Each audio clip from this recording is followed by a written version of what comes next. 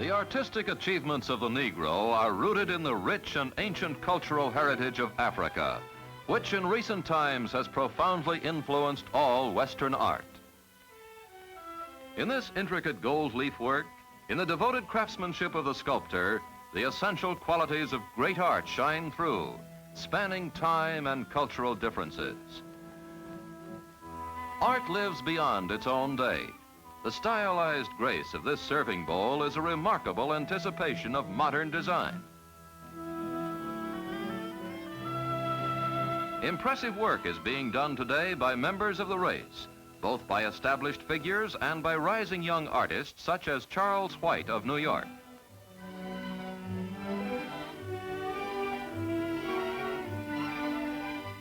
His work in pen and ink and in oils has earned both critical and popular esteem.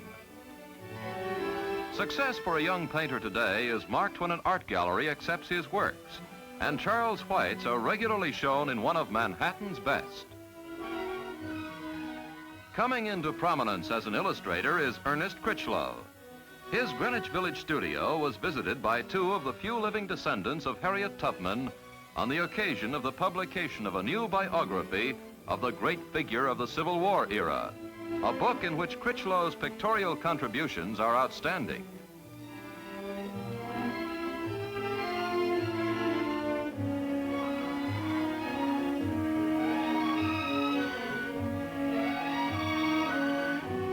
The book jacket illustration, a painting of Harriet Tubman, was an easy job, for among the most notable of Critchlow's works is an earlier portrait of the same subject.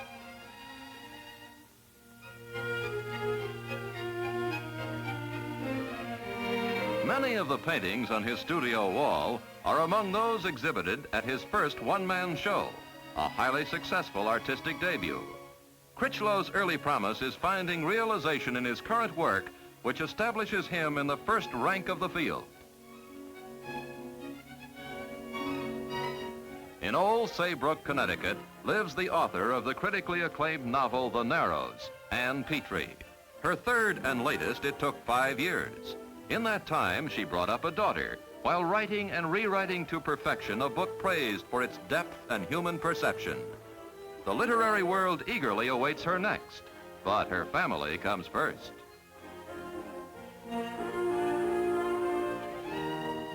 Life magazine is the headquarters for photographer Gordon Parks on the staff of the popular Pictorial News magazine since 1949, and a man who stands at the top of his profession.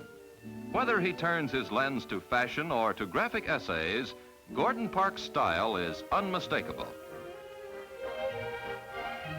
His critical eye enables him to select from the many pictures he may take on a given assignment those few which most dramatically and concisely tell the story. Parks' work is among the finest in a magazine noted for photographic excellence. At home, Parks turns to other artistic interests. Unable to read music, Parks is a successful composer. Daughter Toni takes down the notes he plays.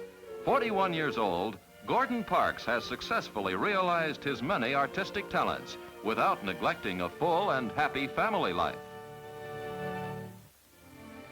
Art fills the life of Jewel Simon's family. This Atlanta housewife and mother is a talented artist as well. Her basement workshop, crowded with sculptures and paintings, testifies to her activity, which hasn't interfered with the upbringing of little Margaret and Edward, her favorite subjects.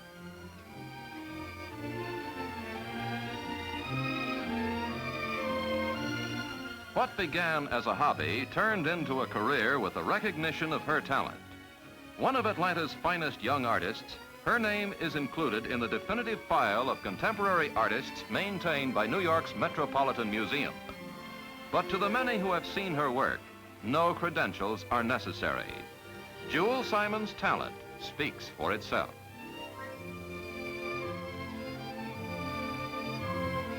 Music built this attractive Los Angeles home for Jessie Mae Robinson, whose tunes have been heard and sung by millions in recent years.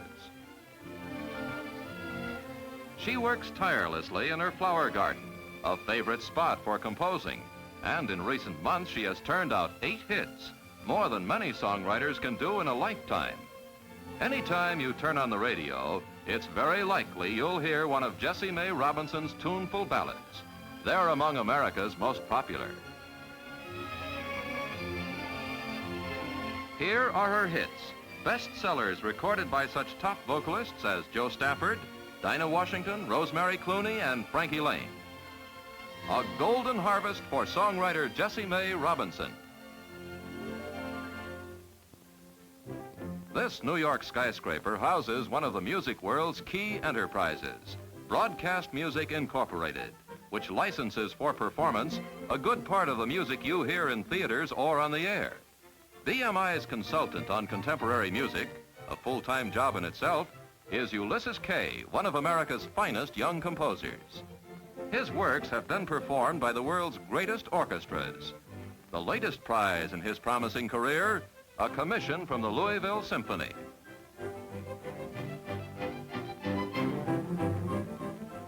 In the decorative arts, the concepts of modern aesthetics are applied to metal jewelry by Art Smith in his Greenwich Village shop. He makes all the novel items on display in the attractive sales room and waits on customers himself. In a little over 6 years, he's built up a steady clientele for his modern designs in jewelry based on his studies of fine art.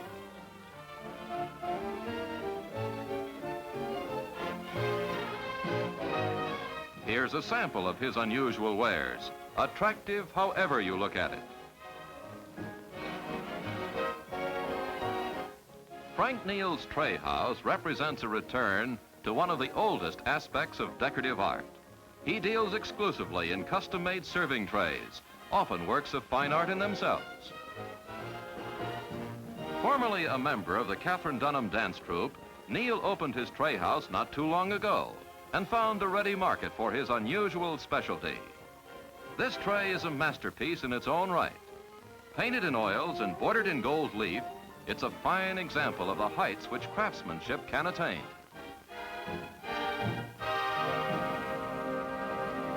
Hartford's Christopher Bean is another young artist applying his talents to practical crafts. His hand-modeled pottery offers colorful objects of real beauty for the home. In his tiny workshop, Chris Bean sets to work on one of the free-form ashtrays which are his favorites. Like most ceramic artists, Bean is an unorthodox craftsman. He scorns professional tools, using an ordinary spoon for shaping. The clay is formed, but the work is just beginning.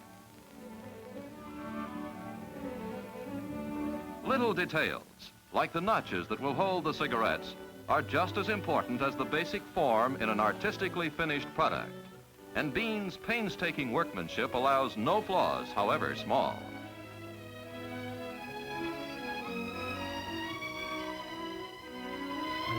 Every potter blends his own colors and guards his formulas jealously. They're the secret of the glaze that gives pottery its worth.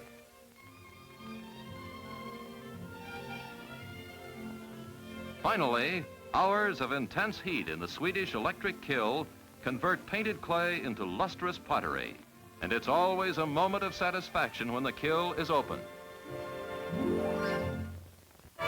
Arizona's colorful landscapes are a source of rich inspiration for modern painter Eugene Grigsby, art instructor at Phoenix Carver High School. Much of his spare time is spent sketching amid these scenes, the raw material for his characteristic bright and colorful interpretations.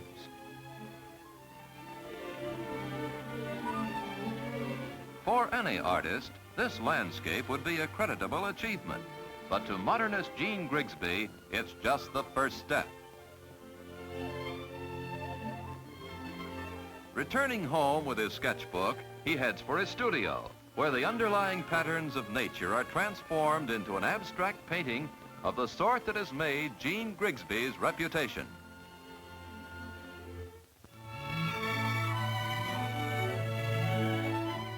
Atlanta University's annual exhibit of paintings, sculptures, and prints by Negro artists, the only showing of its sort in the country, offers an indication of the scope of activity by members of the race in the arts. Founded in 1942, it's rapidly become one of the South's outstanding cultural events. Each year, works submitted by both established artists and hopeful novices flood the university library. Yvonne Hunt brings her own self-portrait. She's typical of the many students whose work is a source of vitality to the art of America. The annual Atlanta exhibit has, through the years, become a truly impressive showcase for the artistic achievements of the race.